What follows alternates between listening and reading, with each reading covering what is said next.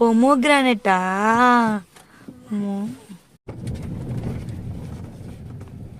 ఏ colour నాన్న pomegranate? రెడ్డా? నోట్లో పెట్టుకోకూడదు, అది రెడ్ కలర్. అది తినే పొమోగ్రానెట్ కాదు, అది పేపర్ కదా. అరే నోట్లో పెట్టుకోకూడదు, తినేది కాదు. అది తినేది కాదు, పొమోగ్రానెట్ అంటే రియల్ కాదు నాన్న.